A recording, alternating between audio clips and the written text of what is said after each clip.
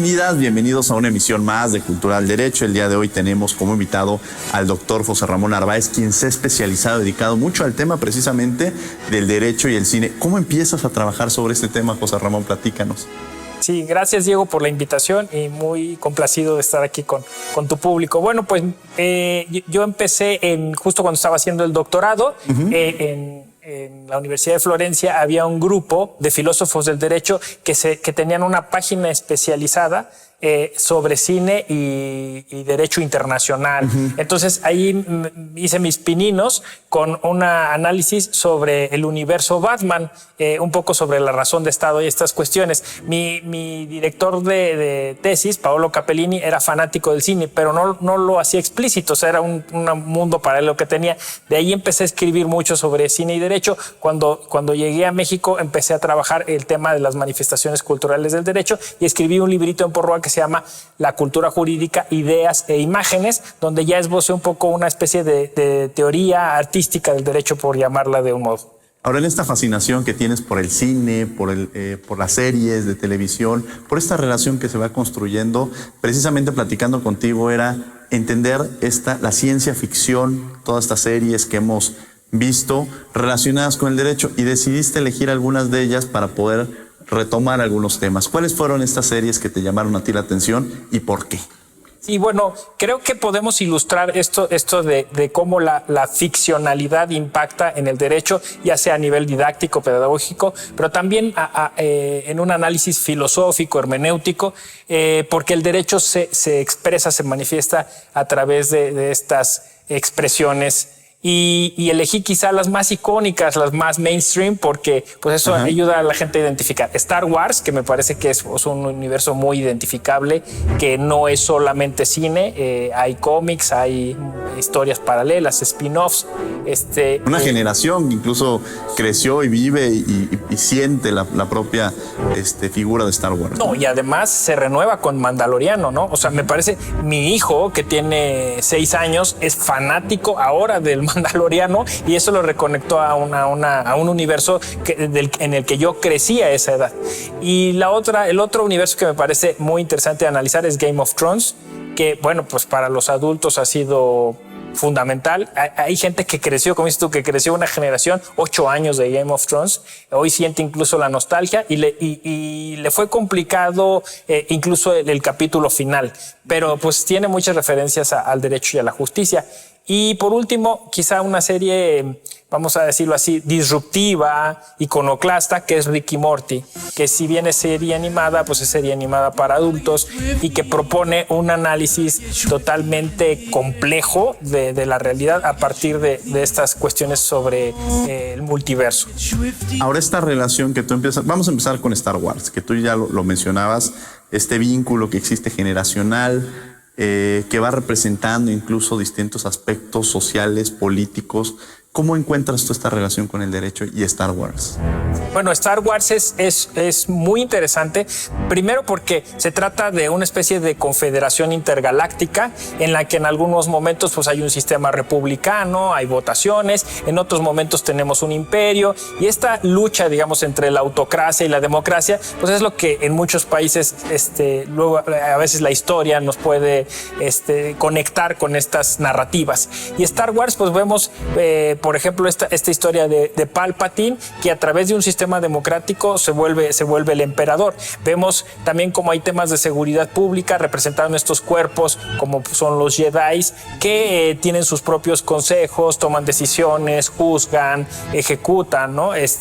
Algunas de estas vamos a decir, normativas que hay hacia el interno de estos cuerpos. Tenemos el comercio, todo el derecho comercial que se desarrolla ahí. En el Mandaloriano hay también unas referencias, sobre todo, bueno, pues a esta cuestión de la bioética, el ensayo genético, ¿no? ¿Quién lleva el control de las cosas? Hay lugares donde todavía se da la piratería. Entonces, todos estos elementos hacen sumamente interesante interesante ese universo, lo hacen complejo y nos muestran al derecho como es en la realidad, no absorto, no neutro, no puro, sino justo combinado con muchas otras cosas, con muchos otros elementos. Con muchos otros elementos. Ya nos habla sobre la parte de la democracia, sobre la seguridad, sobre el comercio. Es decir, nos vamos relacionando en la posibilidad de que las series nos vayan vinculando con el derecho y con esta óptica jurídica, porque quizá habrá personas que la vean y no encuentren estos elementos, pero conforme vamos avanzando y con esta óptica jurídica vamos detectando ciertas cosas en donde pudiéramos entender que la ficción o algunos elementos de lo que está sucediendo en Star Wars lo pudiéramos relacionar con algo que está sucediendo en el mundo. ¿Algún ejemplo que pudieras imaginar? Fíjate que justo un seguidor en Twitter me decía anoche que habría que hacer algún análisis sobre cómo Anakin Skywalker vive la discapacidad y se adapta y se convierte pues en Darth Vader, ¿no? Y yo no había reparado en esa cuestión. Está la cuestión de género. O sea, sabemos que la princesa Amidala es una estadista de mucha fuerza que cumple un papel fundamental en la historia. Y claro, ahora en la última trilogía, que no les ha gustado a muchos, pero ciertamente se rescata el papel de la princesa Leia, ¿no? Y el derecho a la resistencia. Hay un tema muy, muy bonito a propósito de cómo es que a nivel constitucional, pues estas resistencias terminan incorporándose al orden normativo, pues a propósito de exigir derechos distintos, como es el caso de las mujeres, ¿no? A muchos no les gusta justo esto porque en la última trilogía pues se incorpora a estas minorías, ¿no? El caso de las mujeres, el caso de la comunidad asiática, el caso de la comunidad hispana, que está también ahí representado, y el caso de la comunidad afroamericana, ¿no? O sea, están todos ahí en esa última trilogía. ¿Para qué nos sirve a los abogados el estudio del derecho a través del cine y de las series? ¿Por qué es importante hacer esta relación? ¿O por qué sería importante vincularlo? ¿O cómo nos ayuda en un momento determinado? Bueno, la profesión jurídica hoy está sufriendo unas transformaciones vertiginosas y lo que vemos ahí es que el operador jurídico ya no se puede conformar con la transcripción de textos legales, ¿no? Ni siquiera con la redacción de sentencias o la argumentación jurídica tradicional, sino que hoy se requiere de un esfuerzo hermenéutico mayor, ¿no? Claro. Entonces, este análisis que es complejo, es eso, es la teoría de la complejidad incorporada a la teoría del derecho, pues supone que tengamos que tener mucha mayor dinamicidad para analizar contextos, incluso contextos futuros. Entonces, estos ejercicios hermenéuticos ayudan al abogado, a la abogada, a configurar estos escenarios, a mapearlos, a cartografiarlos. Yo incluso digo que les ayuda a hacer prospectiva jurídica, ¿no? Porque del operador jurídico actual no se requiere un análisis del texto pasado, se requieren soluciones a futuro. Soluciones a futuro. Bueno, estamos en Cultura al Derecho. Los invitamos a que nos sigan en las redes sociales. Estamos en Instagram y Facebook como Cultura al Derecho y en Twitter como Cultura al Derecho. No se vayan. Regresamos.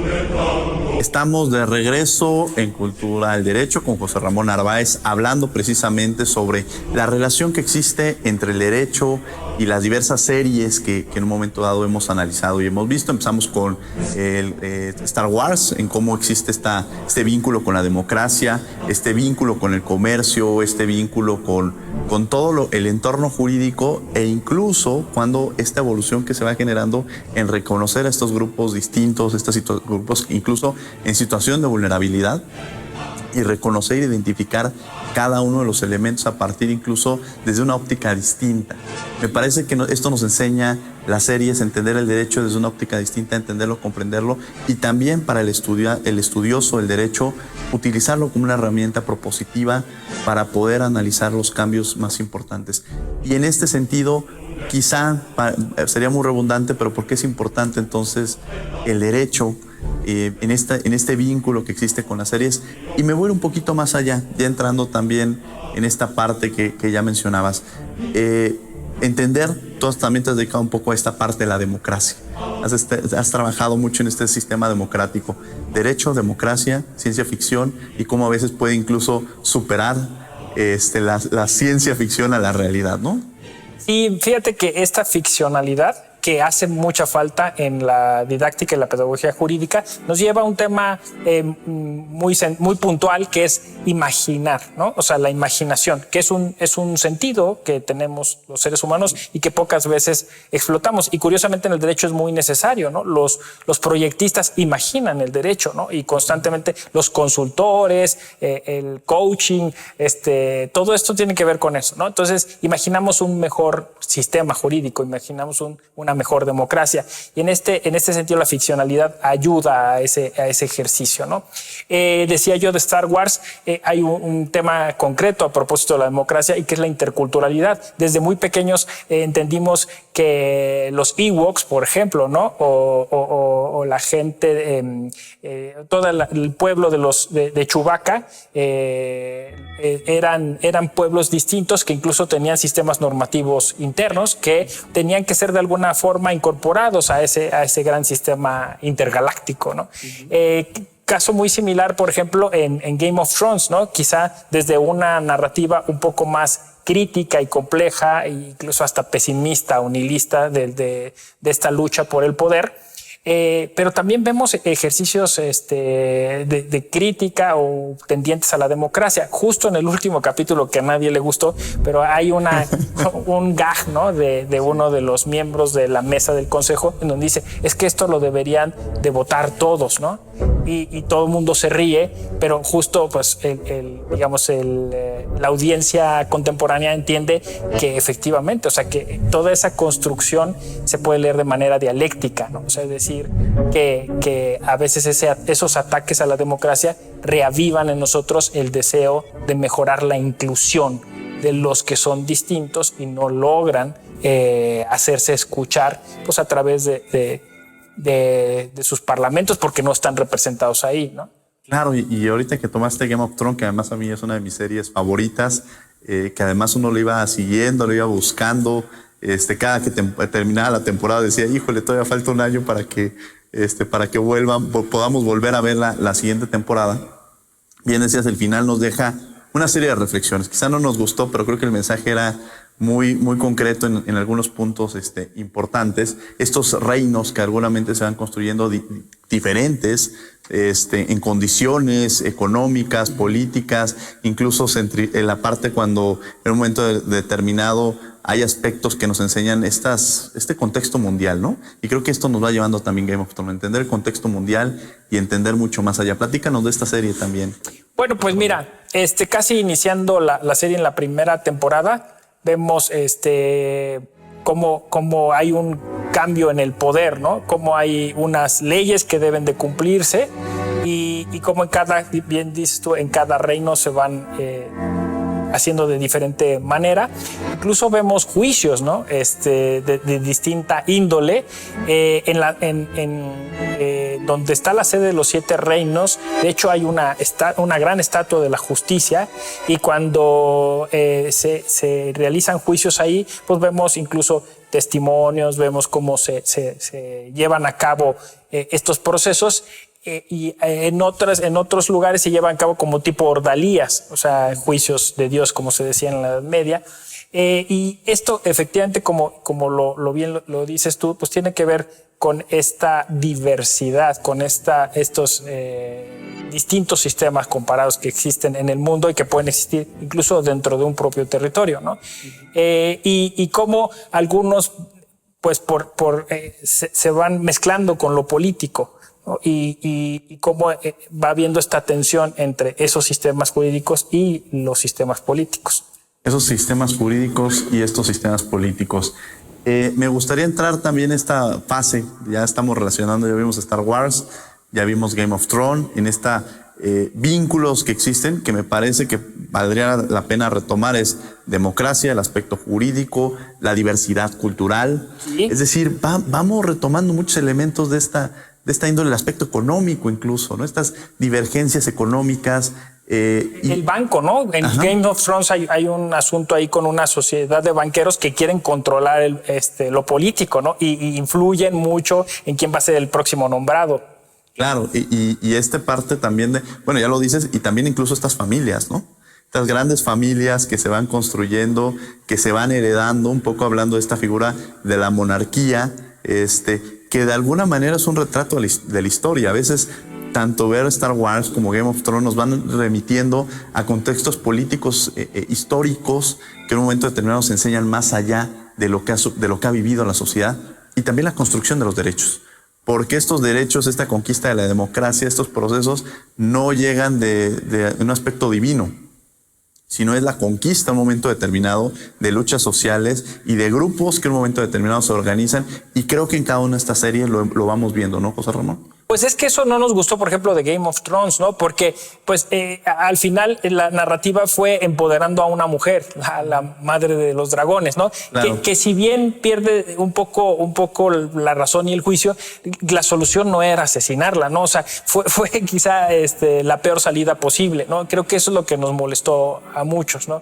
Que el guión haya terminado así, porque, claro, había mujeres muy poderosas ahí y como muy bien dice esta generación que está hablando de la inclusión y la diversidad, pues espera que muchas mujeres lleguen a puestos claves en el gobierno, ¿no? Y no que las presenten como que perdieron la razón y por eso no estaban capacitadas para el puesto. Claro, y en un mundo en el cual incluso son pocas las gobernantes, y es quizá el mensaje, y esa es la responsabilidad que existe con las series, con el cine, en el aspecto jurídico. El mensaje que se está enviando no se debe perder, ¿no? Exacto, esto es performativo, ¿no? O sea, los guionistas de estas series toman cosas de la cultura, las amoldan y se las devuelven. Entonces la cultura las recibe de nueva cuenta y dice, encuentro cosas comunes, como decía Aristóteles, encuentro esa mímesis, ¿no? Esos lugares comunes que me evocan cosas que me hacen sentir bien. Entonces ahí hay una especie de complicidad entre los formadores de esa cultura y los destinatarios. Y así estamos constantemente. Entonces, por eso hoy hablamos de derecho de las audiencias, porque tenemos que ser más exigentes con lo que consumimos. Muchas veces la gente me critica y me dice, ¿por qué analizaste Breaking Bad, no? Si eso es una apología de la violencia. Pues porque hay que ser críticos ante eso, ¿no? No vamos a decir eso no existe. Claro que existe, ¿no? Lo que pasa es que hay que analizarlo y tomar lo bueno de ahí. Vamos a un corte, estamos en Cultura del Derecho y regresamos para seguir hablando con José Ramón Narváez. Tan interesante esta plática sobre la ciencia ficción, sobre diversas series, sobre películas relacionadas con el derecho. No se vayan.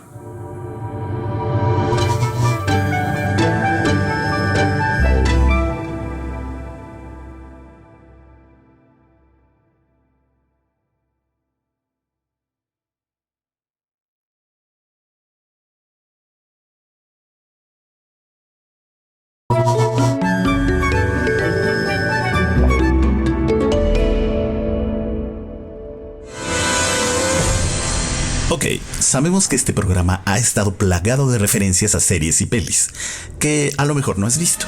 Bueno, para que no te sientas absolutamente un novato en estos asuntos, te vamos a dar la recomendación oficial del Alebrije de las 3 películas de ficción para entender nuestra época. ¿Quién hizo esta clasificación? Yo. Así es, chicos, llega el momento en la edad de un alebrije en que las canas, la experiencia y las vicisitudes de la vida te dan la autoridad para recomendar cosas. Comencemos. Número 3. Arrival. Con la historia de Ted Chiang y la dirección de Denis Villeneuve, este filme realmente atrapa las complejidades que se presentarían ante un posible encuentro con una nueva especie en el cosmos. Amy Adams hace el papel de una lingüista que debe descifrar el lenguaje de unos visitantes extraterrestres. En el transcurso de su trabajo, desarrolla la capacidad de percibir el tiempo de otra manera. En juego está un conflicto mundial y la supervivencia de la especie humana. Número 2. Ex Machina. Un acaudalado programador logra construir un androide con inteligencia artificial jamás nunca antes vista. Esta película altamente inteligente es un ejercicio de perspectiva de cómo una entidad consciente y artificial puede llegar a manipular y engañar a los seres humanos para lograr sus propósitos. Número 1. Her. El cómputo afectivo es una de las grandes promesas de los sistemas interactivos que reconocen emociones humanas para poder crear relaciones tersas entre la máquina y los usuarios. Un sistema operativo se vincula con los usuarios a niveles emocionales, a tal nivel que puede llegar a simular relaciones afectivas como el amor. Un usuario queda atrapado en un polígono amoroso con su sistema operativo. Compártenos qué opinas de estas recomendaciones en Facebook e Instagram. Y quédate con nosotros para más Cultura al Derecho. Esta fue La Voz del Alebrije. Estamos de regreso en Cultura del Derecho con José Ramón Narváez, en donde ya platicamos sobre Game of Thrones, sobre Star Wars, y nos falta una serie. ¿Qué serie nos falta, José Ramón? Rick y Morty. Rick y Morty. A ver, ya nos hablamos de muchos aspectos. ¿Cómo relacionaríamos estas tres series y esta serie que de alguna manera es de animación, pero que es dirigida a un público que son los adultos, ¿no? Sí, que además un público joven, porque es una generación abajo, ¿no? O sea, es decir, quizás los que llaman millennials, ¿no? O incluso generación Z, los adultos jóvenes que empezaron a ver esta serie y la volvieron de culto. Esta serie, el plot es la parte de los multiversos, ¿no? O sea, ¿qué sucedería si hubiera muchos como tú o muchas realidades paralelas, ¿no? Y esto, claro, alguien podría decir qué pérdida de tiempo estar analizando eso. No, es justo lo que necesitamos, porque si en el derecho tenemos un conflicto, pues hay que proponer 3 o 4 soluciones diferentes. Si ya hablamos de interculturalidad, hay que hablar de multiversos, o sea, de universos que convergen, ¿no? Porque el sistema normativo de nuestras comunidades indígenas pues tienen una manera de percibir la realidad y las cosas y las prácticas jurídicas distintas a las de nosotros. Ahí es donde coinciden. Entonces, en este ejercicio multihermenéutico, estos personajes que parodian a los personajes de Volver al Futuro viajan a través del tiempo y a través de universos distintos donde se encuentran con personajes similares a ellos que tratan de asociarse para lograr hacer gobiernos de distinta índole, ¿no? Justo a propósito del tema de género, en la primera temporada, Criando un Garzón-Parzop, que vemos cómo Rick, que es el sabio, bueno, un sabio muy peculiar, muy paradójico, un científico, por decirlo así, viaja a una sociedad que gobiernan solo mujeres y es condenado a muerte, ¿no? Y entonces él tiene que, pues, ahí hacer una serie de peripecias para salir de ahí. Y hay unas críticas pues a lugares comunes que tienen que ver con el género, ¿no? Eso, incluso muchos han criticado también a los creadores de esta serie, quizá por esos elementos misóginos, pero justo ahí está un poco, tú sabes, la sátira, la ironía, es una forma de criticar también, o sea, no es que están defendiendo o haciendo elogio de eso, sino justamente están diciendo no está bien que sea así, ¿no? Están criticando a Rick, están criticando a Morty por otras razones. Entonces, en esta serie vemos una parodia porque como que toma de muchos lugares de la cultura popular sobre el día de la purga en la tercera temporada, ya sabes, un día en que el sistema se ausenta y cada quien puede hacer lo que quiera, ¿no? Una forma pues de exacerbar lo que es el sistema penal, ¿no? Una gran crítica al sistema penal actual. Hay otro capítulo sobre un juicio que le llaman el encuentro con los Ricks, donde también hay un juicio, y claro, las crónicas de la Ciudadela, que es maravilloso para hablar sobre esto, la democracia, el sistema político, y hay una elección. Hay una elección. ¿Por qué es importante la ficción o estudiar estas figuras de la ficción que se están llevando? Y algún caso en particular, sobre todo en donde la realidad supera la ficción, y con esto quizás cerraríamos, José Ramón. Yo digo que esta relación es constante, ¿no? Esta frase de la realidad supera la ficción pues es relativa, ¿no? Porque también la ficción se va alimentando de la propia realidad y eso va siendo, como decía yo, una especie de complicidad. Yo diría que casi en cualquier película, serie, cómic, vamos a encontrar algunos lugares comunes de nuestra cultura, anhelos y aspiraciones de cómo queremos que sea nuestro derecho. ¿Con qué quieres concluir, José Ramón? Bueno, pues que le demos rienda suelta a nuestra imaginación, que nos atrevamos a imaginar un mejor derecho. Que nos atrevamos a imaginar un mejor derecho. La verdad es que con esta reflexión nos quedamos para entender esta relación que existe entre la ciencia ficción, entre algunas series, entre algunas películas con el derecho. Les agradecemos que hayan estado con nosotros. José Ramón, muchas gracias. Gracias, Diego, por la invitación. Y desde luego a ustedes que nos sintonicen por el canal 22 y nos vemos en una siguiente emisión. Muchas gracias.